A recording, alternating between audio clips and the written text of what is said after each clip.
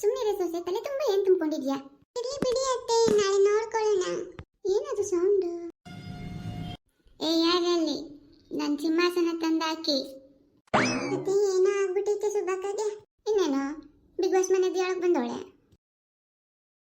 ಎಲ್ಲಿ ಮಹಾರಾಜ ಯುವರಾಣಿ ಬನ್ನಿ.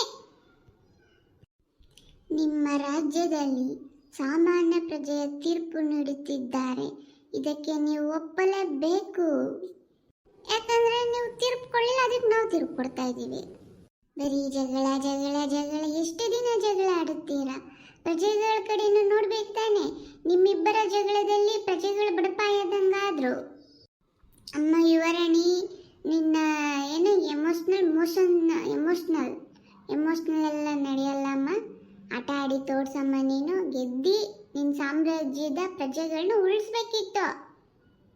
ಮಹಾರಾಜರಿ, ನೀವು ಸಹ ಅಷ್ಟೇ. ಜಾಸ್ತಿ ಕಿತ್ತಾಡದೆ ನೀವು ಆಟದಲ್ಲಿ ಪ್ರೂವ್ ಮಾಡಿ ತೋರಿಸ್ಬೇಕಿತ್ತು. ನೀವು ಮಾತಿಗೆ ಮಾತಿ ಬೆಳೆಸಿದರಿ. ನನ್ನ ಅಂತಿಮ ತೀರ್ಪು ಈಗ ಕೂಡಲೇ ನಿಮ್ಮೊಬ್ಬರನ್ನು ನೇರವಾಗಿ ತೆಗೆದಿದ್ದೇನೆ. ಇಲ್ಲಿಂದ ಹೊರಡಿ. ನೀವು ನನ್ನ ಮಾತು ಕೇಳದಿದ್ದರೆ ನಿಮಗೆ ದಂಡ ವಿಧಿಸಲಾಗುವುದು. ಯಾರ ಜೊತೆ ಇವಳು ಇಷ್ಟೊಂದು ಮಾತಾಡ್ತಾಳೆ? ನಿದ್ದಲ್ಲ ಏನ್ ಮಾತಾಡ್ತಾಳು ಇವಳು? ಸುಬಿ ಏನಾಯ್ತು? ಒಬ್ಳೆ ಗುಣ ಗುಣ ಗುಣ ಗುಣ ಅಂತ ಪೇಚಾಡ್ತಿದ್ದೆ. ಅಷ್ಟೊತ್ತಿಂದ ನೋಡಿ ನಗಾಡ್ತಾ ಇದೀವಿ ನಾನು ಸೊಸೆ. ಅಯ್ಯೋ, ನಾ ಕಂಡಿದ್ ಕನ್ಸೆ. ಅಯ್ಯೋ, ಅದು ನನ್ಸಾಗ್ಬಿಟ್ಟಿದ್ರೆ ಚಂದವಾಗಿರ್ತಿದ್ದೆ. ಬಿಡತ್ತಮ್ಮ, ಈ ಅಮ್ಮಂದು ಯಾವಾಗ್ಲೂ ಅದೇ ಬಿಗ್ ಬಾಸ್. ಕಣಮಿ ನಾನೇ ಅವರು ನೆನೆ ತೀರ್ಪು ಕೊಡ್ಲಿಲ್ವಲ್ಲ, ಅದಕ್ಕೆ ನಾನು ಪ್ರಜೆಗೆ ತೀರ್ಪು ಕೊಟ್ಟೆ.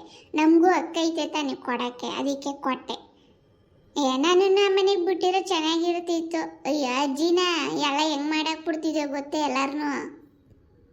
ಅಯ್ಯೋ ಕೇಳಿ ಸಾಕಾಗೋಯ್ತಪ್ಪ.